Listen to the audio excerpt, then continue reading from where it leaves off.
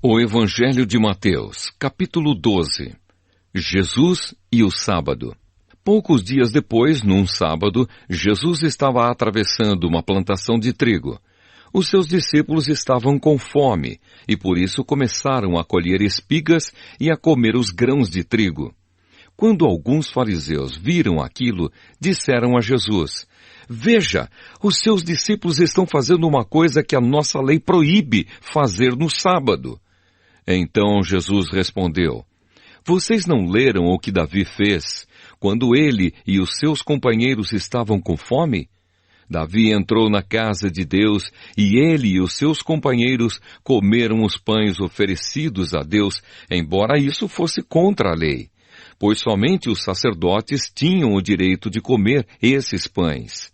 Ou vocês não leram na lei de Moisés que, nos sábados, os sacerdotes quebram a lei no templo e não são culpados?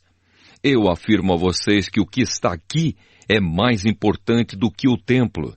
Se vocês soubessem o que as Escrituras Sagradas querem dizer quando afirmam: eu quero que as pessoas sejam bondosas e não que me ofereçam sacrifícios de animais, vocês não condenariam os que não têm culpa, pois o Filho do Homem tem autoridade sobre o sábado." Jesus e o homem da mão aleijada. Jesus saiu dali e foi para uma sinagoga. Estava ali um homem que tinha uma das mãos aleijada. Então algumas pessoas que queriam acusar Jesus de desobedecer à lei lhe perguntaram: "É contra a nossa lei curar no sábado?" Jesus respondeu: "Se um de vocês tiver uma ovelha e no sábado ela cair num buraco, será que ele não vai fazer tudo para tirá-la dali? Pois uma pessoa vale muito mais do que uma ovelha. Portanto, a nossa lei permite ajudar os outros no sábado." E disse para o homem: "Estenda a mão." Ele estendeu e ela sarou e ficou igual à outra. Então os fariseus que estavam ali saíram e começaram a fazer planos para matar Jesus. O servo escolhido de Deus. Quando Jesus soube disso, foi embora dali e muita gente o seguiu. Ele curou todos os que estavam doentes e mandou que não contassem nada a ninguém a respeito dele. Isso aconteceu para se cumprir o que o profeta Isaías tinha dito. Disse Deus: "Aqui está o meu servo que escolhi, aquele que amo e que dá muita alegria ao meu coração. Eu porei nele o meu espírito e ele anunciará o meu julgamento a todos os povos. Não discutirá, nem gritará, nem fará discursos nas ruas. Não esmagará o galho que está quebrado, nem apagará a luz que já está fraca. Ele agirá assim até que a causa da justiça seja vitoriosa. E todos os povos vão pôr nele a sua esperança." O poder de Jesus para expulsar demônios. Então levaram a Jesus um homem que era cego e mudo, porque estava dominado por um demônio. Jesus o curou e ele começou a ver e a falar. A multidão ficou admirada e perguntava: "Será que este homem é o filho de Davi?" Alguns fariseus ouviram isso e responderam: "É Beelzebu, o chefe dos demônios, quem dá poder a este homem para expulsar demônios."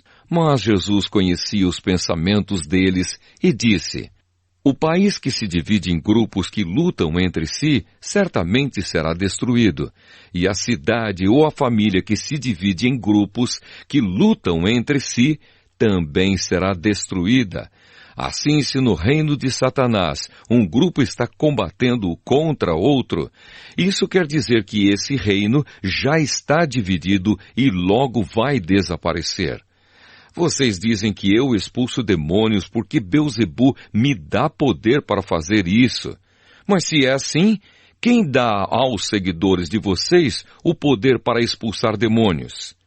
Assim os seus próprios seguidores provam que vocês estão completamente enganados.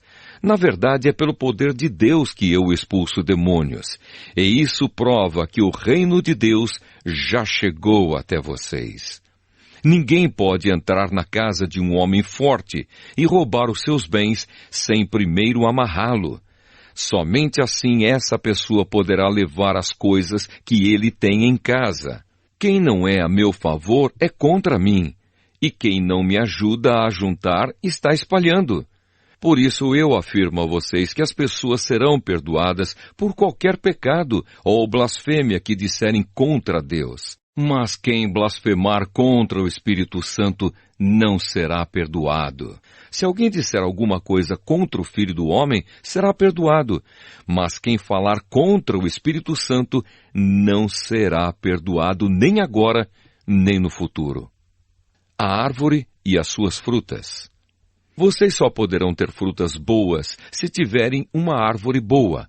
Mas se tiverem uma árvore que não presta, vocês terão frutas que não prestam. Porque é pela qualidade das frutas que sabemos se uma árvore é boa ou não presta. Ninhada de cobras venenosas. Como é que vocês podem dizer coisas boas se são maus? Pois a boca fala do que o coração está cheio. A pessoa boa tira o bem do seu depósito de coisas boas, e a pessoa má tira o mal do seu depósito de coisas más. Eu afirmo a vocês que no dia do juízo, cada pessoa vai prestar contas de toda a palavra inútil que falou. Porque as suas palavras vão servir para julgar se você é inocente ou culpado. O pedido de um milagre. Então alguns mestres da lei e alguns fariseus disseram a Jesus: Mestre, queremos ver o Senhor fazer um milagre. Jesus respondeu: Como as pessoas de hoje são más e sem fé! Vocês estão me pedindo que faça um milagre, mas o milagre do profeta Jonas é o único sinal que lhes será dado. Porque assim como Jonas ficou 3 dias e 3 noites dentro de um grande peixe, assim também o Filho do Homem ficará 3 dias e 3 noites no fundo da terra. No dia do juízo, o povo de Nínive vai se levantar e acusar vocês, pois eles se arrependeram dos seus pecados quando ouviram a pregação de Jonas. E eu afirmo que o que está aqui é mais importante do que Jonas. No dia do juízo, a rainha de Sabá vai se levantar e acusar vocês, pois ela veio de muito longe para ouvir os sábios ensinamentos de Salomão. E eu afirmo que o que está aqui é mais importante do que Salomão. A volta do espírito mau. Jesus continuou: Quando o espírito mau sai de alguém, anda por lugares sem água, procurando onde descansar, mas não encontra. Então diz: Vou voltar para a minha casa de onde saí. Aí volta e encontra a casa vazia, limpa e arrumada. Depois sai, vai buscar outros 7 espíritos piores ainda, e todos ficam morando ali. Assim a situação daquela pessoa fica pior do que antes. E isso também acontecerá com esta gente má de hoje. A mãe e os irmãos de Jesus. Quando Jesus ainda estava falando ao povo, a mãe e os irmãos dele chegaram, ficaram do lado de fora e pediram para falar com ele. Então alguém disse a Jesus: Escute, a sua mãe e os seus irmãos estão lá fora e querem falar com o Senhor. Jesus perguntou: Quem é a minha mãe e quem são os meus irmãos? Então apontou para os seus discípulos e disse: Vejam, aqui estão a minha mãe e os meus irmãos, pois quem faz a vontade do meu Pai, que está no céu, é meu irmão, minha irmã e minha mãe.